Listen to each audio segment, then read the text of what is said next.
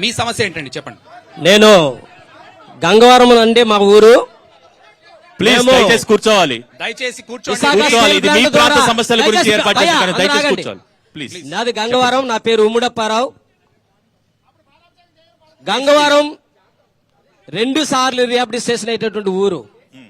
గంగవరంలో గంగవరం, జాలారిపల్లిపాలెం, చిన్నపల్లిపాలెం, పెద్దపల్లిపాలెం 4 గ్రామాలు ఉన్నాయి సార్. ఈ గ్రామాలు ఫస్ట్ టైం నిర్వాసితులను చేసింది విశాఖ స్టీల్ ప్లాంట్ కారణంగా చేశారు. సెకండ్ గంగవరం పోర్టు వచ్చిన సందర్భంలో చేశారు నిర్వాసితుల్ని. కానీ సోదరా దయచేసి మీలో మీరు వాదించుకోవాలి.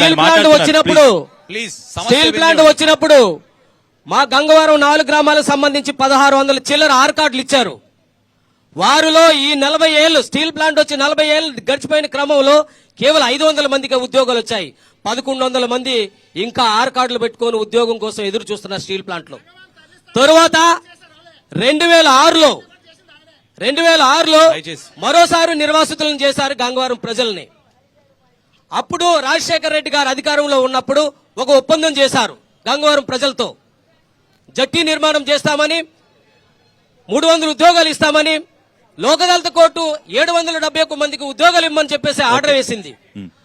ఆ విధంగా ఈ ఉద్యోగాలు ఇస్తామని చెప్పేసేసి ఆ రోజు ఉన్నటువంటి మంత్రివర్యులు కొనితెల రామకృష్ణ గారు స్టార్ హోటల్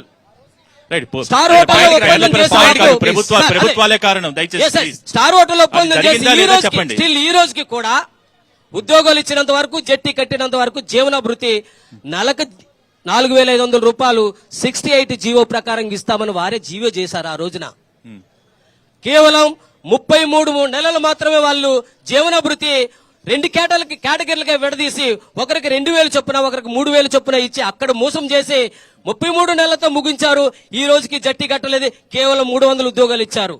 ఇంకా స్టీల్ ప్లాంట్ నిర్వాసితులుగా అయినటువంటి వాళ్ళు 1100 మంది అక్కడ, 1100 కుటుంబాలు అక్కడ ఉన్నాయి. అలాగే గంగవరం పోర్టు ద్వారా నిర్వాసితులు అయినటువంటి వాళ్ళు కూడా ఇంకా ఉన్నారు. ఈ ప్రభుత్వాలు ఇన్ని చెప్తున్నాయి, ఏ ప్రభుత్వం కూడా గంగవరం సమస్యను పూర్తిస్థాయిలో పరిష్కరించలేదు. మళ్ళీ మీ దగ్గరకు వస్తాను దయచేసి ఒక్క